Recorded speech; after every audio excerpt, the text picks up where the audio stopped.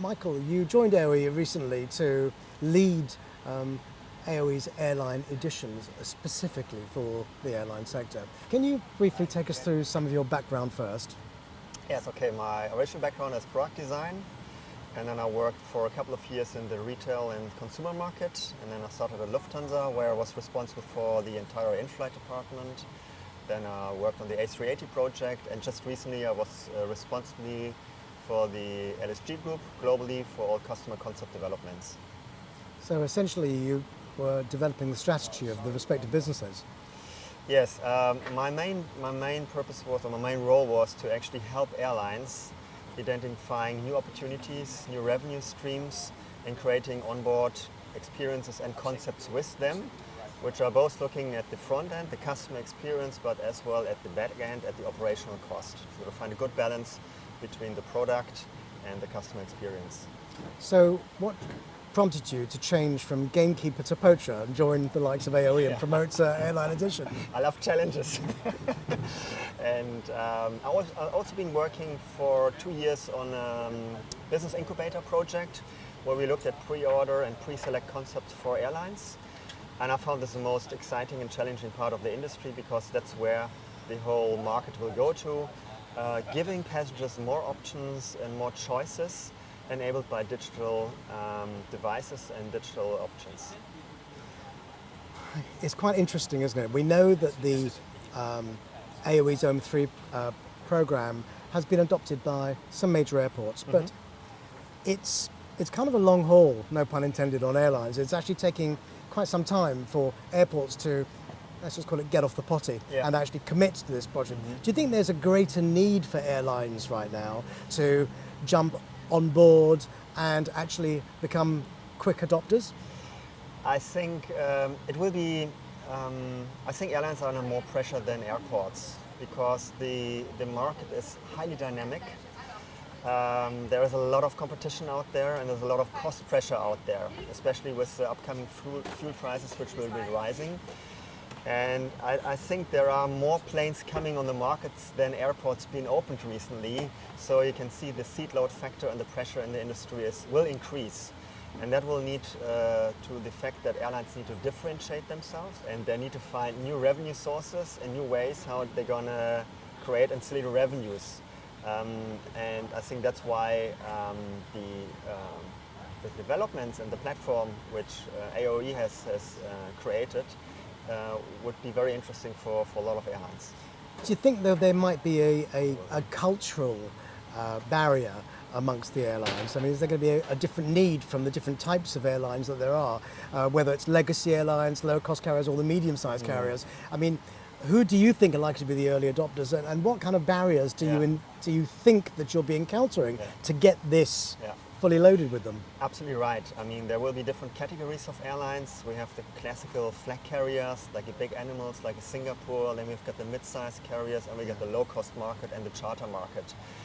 And I think each of them will have certain needs and different customer tribes as well, where we need to cater to. But also what is interesting is you will have different cultures, you know, because airlines are transporting different passenger demographics with different behaviors, and we see a higher adoption in Asian markets with mobile first than in other markets.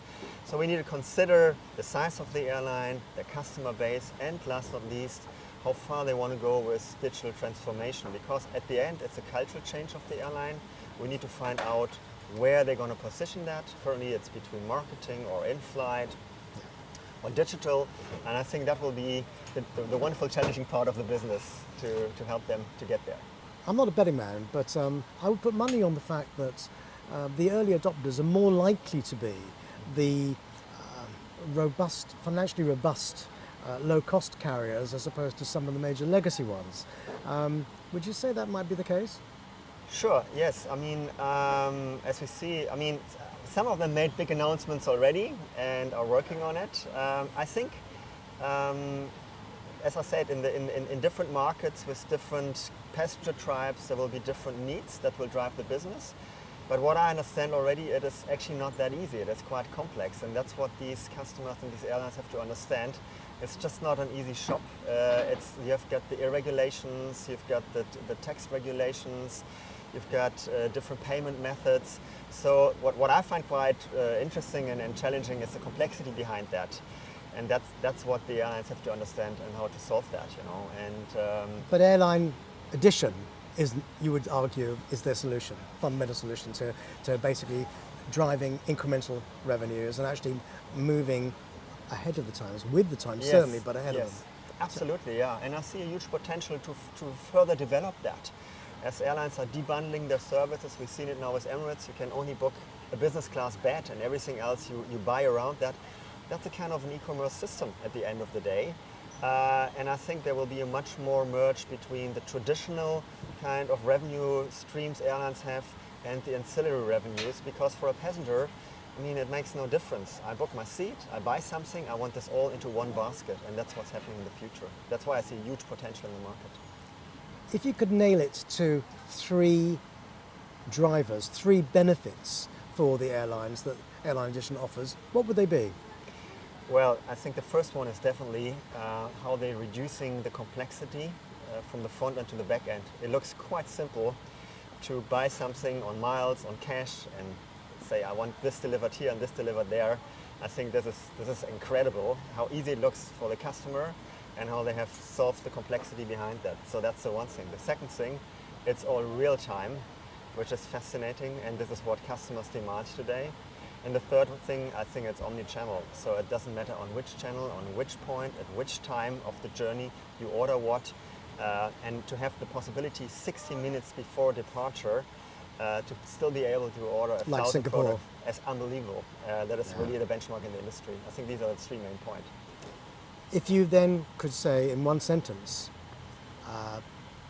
give a message to the airline industry and the travel retail opportunities therein, what would it be? It would be look into that field, because this will grow in the future. This will be the main drivers of your ancillaries, because people are shopping, people are on the go, they're willing to spend money, and if you help them and you make it convenient and easiest for them, look at Amazon, you'll have a winning formula. Michael Raasch, thank you for your time. Pleasure, thank you very much.